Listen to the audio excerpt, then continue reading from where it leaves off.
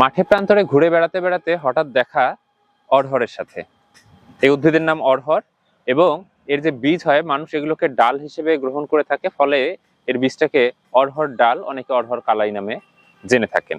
এই অড়হরের সাথে যারা গ্রামে গঞ্জে শৈশবে বেড়ে উঠেছে তাদের একটা নিবিড় সম্পর্ক আছে, বিশেষ করে যারা ছোটবেলায় অর্থাৎ শৈশবে এর বীজগুলো বের করে, কাঁচা বীজগুলো কিন্তু অনেকে খেয়েছেন, ইভেন আমিও খেয়েছিলাম।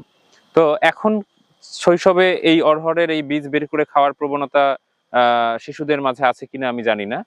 তো এর আরো একটি বিষয় আছে, এর ঔষধি গুণও আছে। এর পাতা মানে নির্যাস আসলে জন্ডিস, কৃমি রোগের উপশম করে থাকে।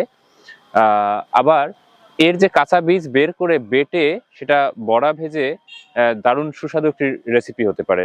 আচ্ছা, এর বাইরেও এই অড়হর 1 বছর জীবী একটি উদ্ভিদ, অর্থাৎ এর জন্ম এবং মৃত্যু 1 বছরের মধ্যে হয়ে থাকে, এর মধ্যেই সে ফলদান করে।